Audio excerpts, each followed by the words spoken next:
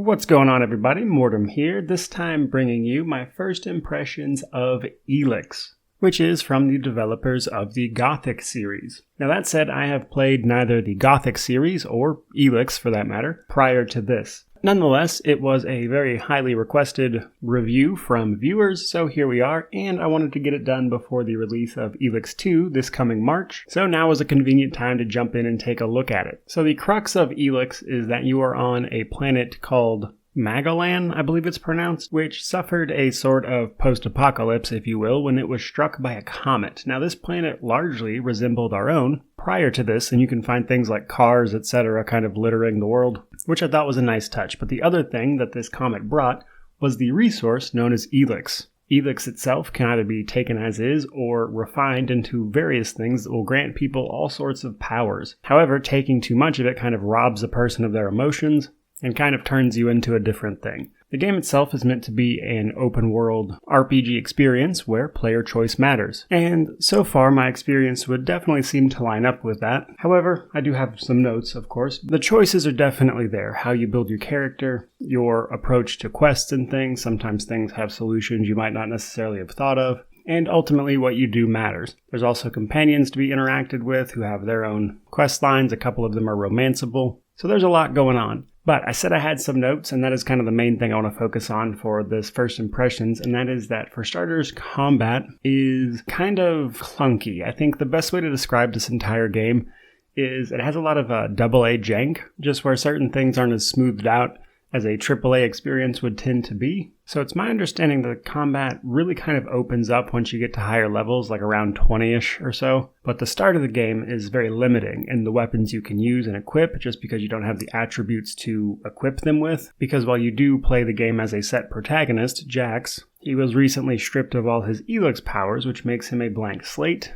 And as you level up, you assign attributes, etc., and until you get to a good point in the game, you're unfortunately just unable to use a lot of the equipment. So a lot of the early games so far have just been building up to that. However, it occurs to me that if you jump into this game and immediately go trying to fight things, you're just gonna lose, because you're not really meant to be fighting them, it would seem. Because at least in the early game, it kind of feels like the game pretty much wants you to stick to settlements and do easy quests to level up, until you get the equipment to fight these things, which the early game just does not provide you the ability to do, even though you can find the equipment sometimes. But that said, outside of the janky AA stuff, which I will talk more about in the actual review, the core of what is here is a lot of fun.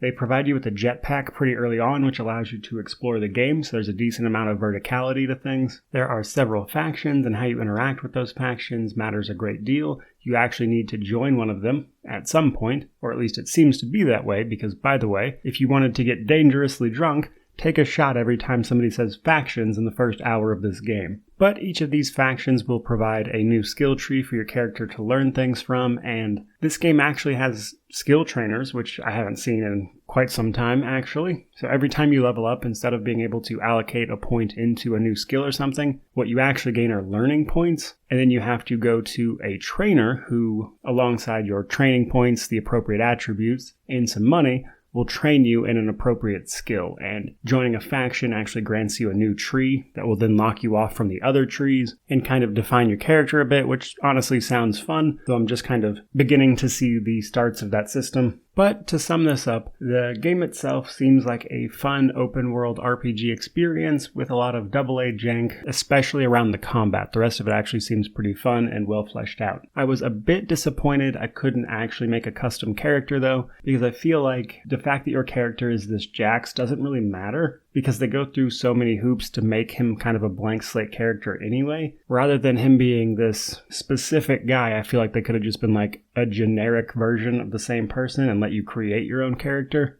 And I think that would have smoothed out the beginning of the game a little bit, but it kind of is what it is. Now, it is my understanding for the second game, you will actually be playing as Jax again, but hopefully they kind of smooth out some of these rougher edges that the game definitely has so far. There you go, guys. Don't want to drag this on for too long, but there is my first impressions of Elex. Overall, I am having a lot of fun. I'm enjoying myself, but we'll see how it keeps up, and we'll dive into a lot of these topics much more in depth in the actual review. Hope you enjoyed the video. If you did, please remember to like, comment, subscribe, all that YouTube jazz, but regardless of any of that, truly, just thank you so much for watching. May you wander in wisdom, and have an amazing day.